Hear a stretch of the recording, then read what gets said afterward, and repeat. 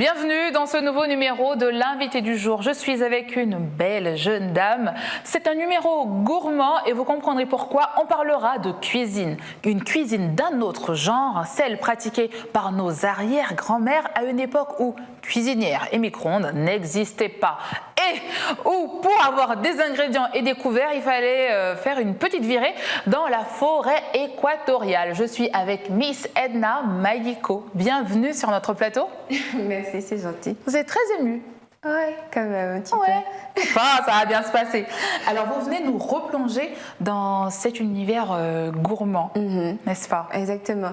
Comment est-ce que Edna Mayiko arrive à la cuisine? Comment naît votre amour pour la cuisine? Mon amour naît pour la cuisine, d'abord, ça a commencé par une punition. Une punition qui est venue de ma mère, qui me punissait et qui me mettait dans un coin de la maison. Et malheureusement, il y avait beaucoup de livres de cuisine qu'elle gardait là-bas.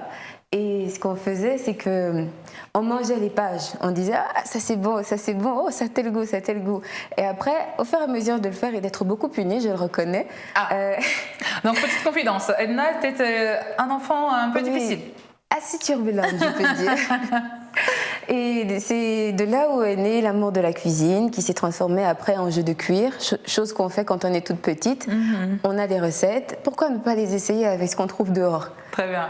Et là, vous vous êtes dit, bon, ben, je tiens le bon filon. Ouais, je vais faire de ça mon métier. Et après, vous avez commencé un peu à fouiner dans les cuisines? Oui, à fouiner dans les cuisines, à suivre mes grands-mères, les copines des grands-mères, qui se retrouvaient pendant de grandes cérémonies derrière la maison, à allumer le feu avec du bois, chose que j'étais pas habituée à voir, vu que j'ai grandi en ville.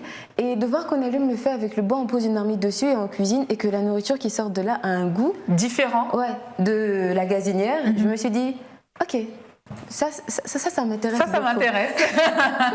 Oui. Et là, du coup, vous vous êtes laissé prendre par votre passion. Du coup, est-ce qu'elle s'est imposée à vous finalement, cette passion? Je crois qu'elle a été imposée, oui, parce qu'à l'école, c'était pas trop ça. C'était pas trop ça. Mais j'aurais aimé qu'on mette une matière qui se rapportait à la cuisine. Oui. J'aurais kiffé, je crois que je serais même la meilleure élève si ça a été le cas. Mais chacun son univers. Après, le parcours est différent. Exactement. Mais chacun son univers. Et là, vous vous êtes trouvée. Oui, je me suis trouvée dans la cuisine traditionnelle. Alors, Edna, vous êtes chef autodidacte.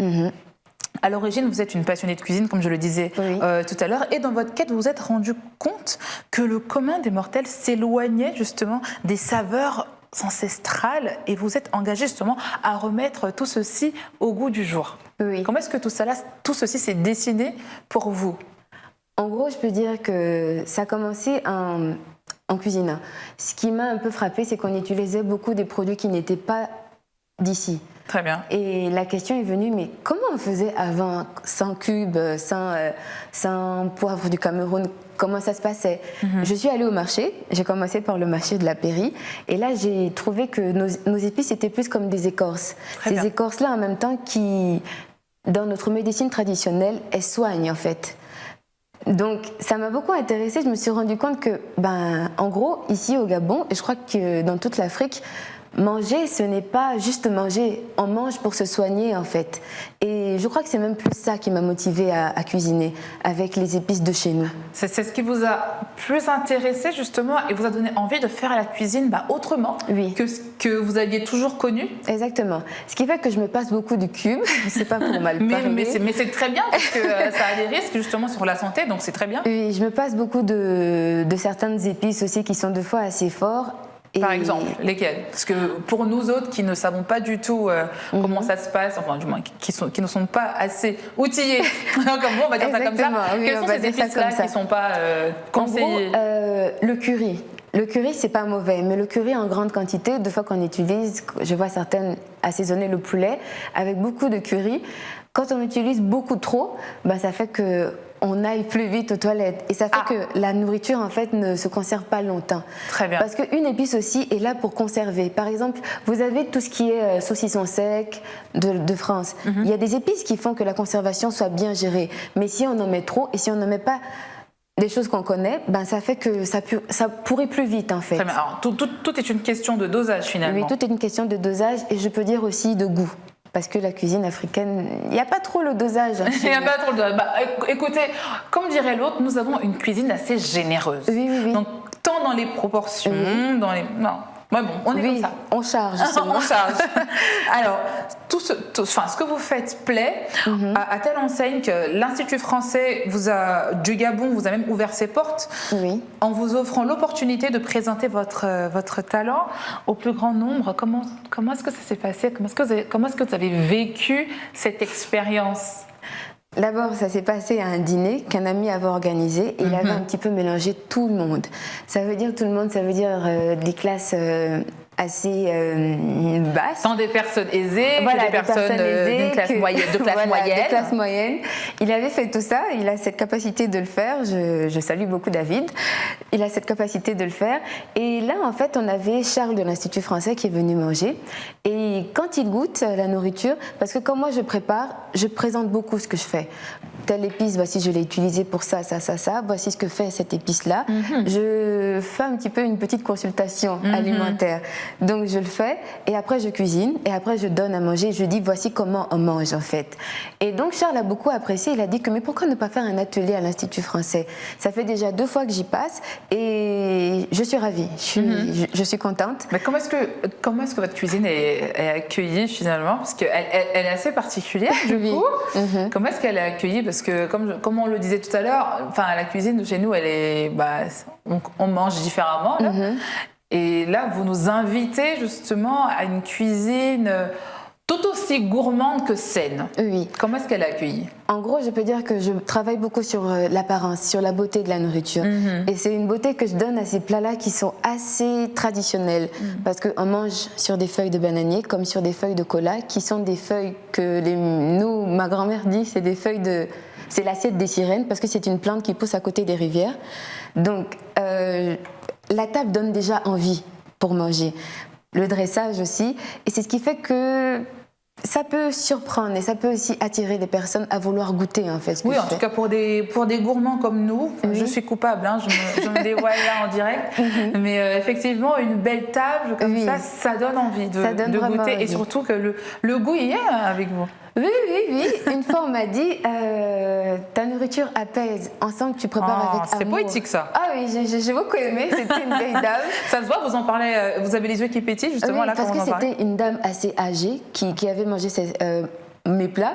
Et de me dire ça, j'étais là que, ah maman, ce que tu dis là, c'est... J'aime bien. J'aime bien, ça me parle. Alors, vous avez assez surpris, surpris plus d'une personne justement avec votre cuisine qui est axée sur le bois d'ail. Parlez-nous de ce bois, ses vertus et où peut-on le trouver, maman? Là, pour être le plus bref possible, à la Pairie, c'est possible. Vous allez à la Pairie, au feu rouge de la Pairie, et vous demandez le bois d'ail. Ou sinon, chez nous, on appelle ça le mifumbi. En gros, c'est en quelle langue, le mifundi? En gros, je suis pounou, et j'espère ne pas avoir... Non, mais c'est pas grave, et vous pardonnerez ça. D'accord, oui. Une petite déracinée, mais qui essaie vraiment de se rapprocher de ses valeurs. Elle se rattrape comme elle peut avec la cuisine. Et donc, quelles sont les vertus du bois d'ail, finalement? En gros, les vertus du bois d'ail, c'est d'abord au goût. Il sent comme de l'ail, mais le goût, c'est vraiment pas ça. Le goût est intéressant. Et aussi... Il s'assimile à quelle épice, justement Il est unique, en fait. D'accord. Il est assez unique parce que quand vous donnez à manger quelqu'un que tiens, vas-y goûte, il n'arrive pas à dire que ça se rapproche de telle épice ou telle épice. C'est vraiment, il a un goût assez spécial. Alors, dans quelle place on peut retrouver le bois d'ail? Dans les feuilles de manioc, dans le niemboué. Moi, je le fais sur du poulet braisé et dans des boulettes de viande hachée. Ça, c'est quelque chose que je fais à l'Institut, qui a beaucoup étonné de voir qu'on peut faire des boulettes avec une épice traditionnelle. C'est épicé comme du piment, c'est comme du poivre, c'est comme... Justement, parce que là, du coup, je suis sûre qu'il y a des jeunes femmes qui nous regardent, qui aiment la cuisine et qui se disent, bon, là, on parle du bois d'ail, dans quoi est-ce que je peux utiliser le bois d'ail et qui se posent des questions parce que c'est vraiment pas commun. C'est pas commun de cuisiner avec, c'est même très rare de le trouver parce que des personnes ne supportent pas l'odeur. C'est quelque chose qu'il faut beaucoup enfermer. Alors donnez-nous une astuce justement avec le bois d'ail. L'astuce avec le bois d'ail, c'est d'abord en forêt pour le détecter. Moi, je conseille aux gens d'y aller quand il pleut. C'est un truc qu'on trouve beaucoup sur nos routes. Quand il pleut, en fait, l'arbre dégage cette odeur-là et on peut vite le reconnaître. Et après, on prend juste l'écorce. On prend l'écorce, on la fait sécher. Après la faire sécher, on la pile pour la donner cette espèce de poudre. Après, la poudre, on peut l'utiliser, comme je dis, dans tout. Dans tout. La viande hachée. Moi, la viande hachée, c'est quelque chose qui est très C'est votre incontournable. qui est très moderne. Mais sinon, dans les feuilles de manioc et le niamboué, on écorce juste un petit bout. Ça passe tout aussi bien. Ouais. Alors, comme je le disais tout à l'heure, tout le monde vous veut, hein, puisque finalement votre amour et votre talent de cuisinière est reconnu. En tout cas pour les personnes qui ont déjà goûté à votre cuisine. Vous étiez parmi la trentaine de jeunes à participer à la formation Jeunes Pense le Gabon, ville durable et pacifique en 2025. Par rapport à cette expérience offerte par l'UNESCO et la mairie de Libreville, quel aurait été votre apport ? En gros, mon apport a été juste d'écouter les autres, je peux dire. Alors, dans votre carcan, comment est-ce que votre participation justement à cette formation s'est passée ? On va y arriver, ça s'est bien passé. Est-ce que vous vous êtes retrouvés au milieu de jeunes qui avaient des passions différentes de la vôtre ? Du coup, comment est-ce que tout ça s'est imbriqué pour vous ? En gros, ça s'est très bien passé. Je peux dire que c'était la première fois où j'étais en contact avec des jeunes Gabonais que je ne connaissais pas, qui étaient d'horizons vraiment différentes. On avait des architectes, on avait des profs, on avait des entrepreneurs. Et le fait de se réunir pour penser le Gabon en 2050, ça a été un truc qui était assez chaud, c'était chaud. Il y avait ce bouillonnement d'idées. Mais c'est ce qui rendait justement cette formation assez particulière, parce qu'entre un architecte, une cuisinière, un passionné de web, de numérique par exemple, justement c'est assez vif comme formation. C'était choc. C'était choc, mais c'était une belle expérience pour vous. Oui, c'était une très belle expérience. Et je peux dire que les jeunes ont vraiment envie de faire quelque chose en fait. Alors si vous avez justement un mot à l'endroit de ces jeunes hommes et jeunes femmes qui nous regardent, qui sont tout autant passionnés de cuisine comme vous, si vous aviez justement un mot à leur adresser, quel serait-il ? En gros, je pourrais dire que on doit faire une autre chose. C'est pas parce qu'on est deux à être chef de cuisine ou avoir le même rêve ou les mêmes... Il faut juste le faire parce que tu vas le faire à ta façon en fait. Tu ne dois pas faire ça comme l'autre. Tu le feras comme le cœur te dira de le faire. Et il faut beaucoup écouter le cœur, hein. Il parle bien.